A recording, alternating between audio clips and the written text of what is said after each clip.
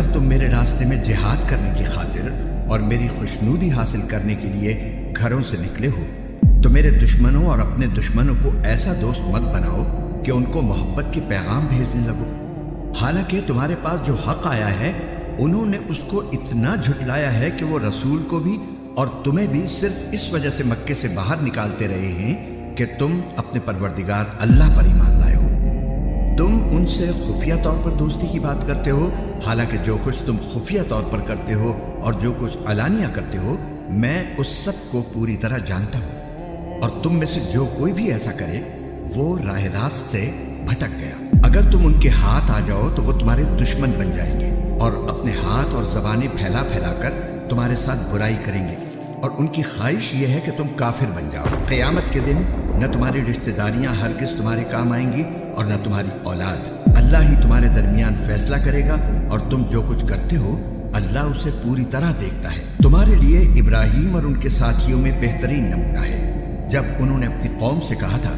کہ ہمارا تم سے اور اللہ کے سوا تم جن جن کی عبادت کرتے ہو ان سے کوئی تعلق نہیں ہے، ہم تمہارے عقائد کے منکر ہیں، اور ہمارے اور تمہارے درمیان ہمیشہ کے لیے دشمنی اور بغض پیدا ہو گیا ہے جب تک تم صرف ایک اللہ پر ایمان نہ لاؤ۔ البتہ ابراہیم نے اپنے باپ سے یہ ضرور کہا تھا کہ میں آپ کے لیے اللہ سے مغفرت کی دعا ضرور مانگوں گا، اگرچہ اللہ کے سامنے میں آپ کو کوئی فائدہ پہنچانے کا کوئی اختیار نہیں رکھتا۔ اے ہمارے پروردگار، آپ ہی پر ہم نے بھروسہ کیا ہے اور آپ ہی کی طرف ہم رجوع ہوئے ہیں اور آپ ہی کی طرف سب کو لوٹ کر جانا ہے۔ اے ہمارے پروردگار، ہمیں کافروں کا تختہ مشق نہ بنائیے، اور ہمارے پروردگار ہماری مغفرت فرما دیجیے۔ یقیناً آپ اور صرف آپ کی ذات وہ ہے جس کا اقتدار بھی کامل ہے، جس کی حکمت بھی کامل۔ مسلمانوں، یقیناً تمہارے لیے ان لوگوں کے طرز عمل میں بہترین نمونہ ہے ہر اس شخص کے لیے جو اللہ اور روز آخرت سے امید رکھتا ہو، اور جو شخص منہ موڑے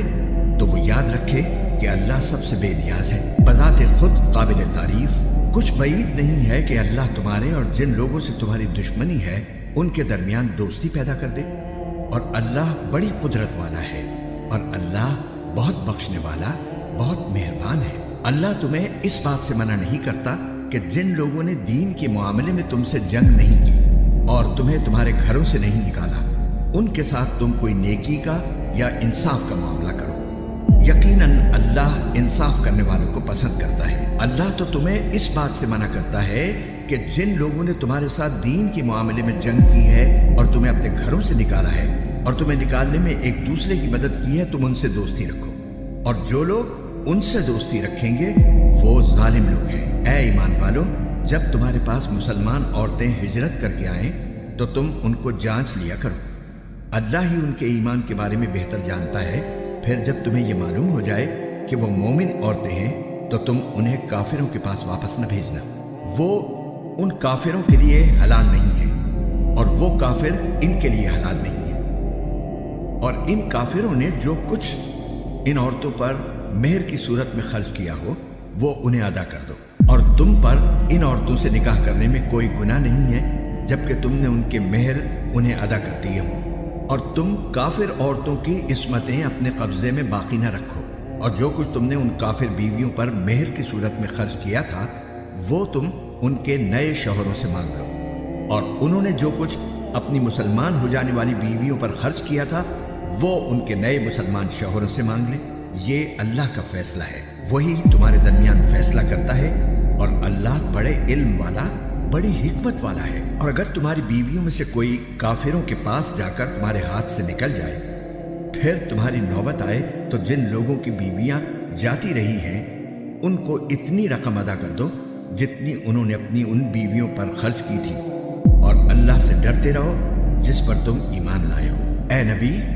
جب تمہارے پاس مسلمان عورتیں اس بات پر بیعت کرنے کے لیے آئیں کہ وہ اللہ کے ساتھ کسی بھی چیز کو شریک نہیں مانیں گی اور چوری نہیں کریں گی اور زنا نہیں کریں گی اور اپنی اولاد کو قتل نہیں کریں گی اور نہ کوئی ایسا بہتان باندھیں گی جو انہوں نے اپنے ہاتھوں اور پاؤں کے درمیان گھڑ لیا ہو، اور نہ کسی بھلے کام میں تمہاری نافرمانی کریں گی،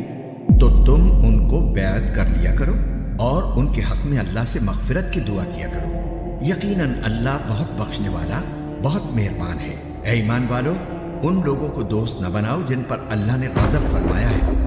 وہ تو آخرت سے اسی طرح مایوس ہو چکے ہیں جیسے کافر لوگ قبروں میں مدفون لوگوں سے مایوس ہیں۔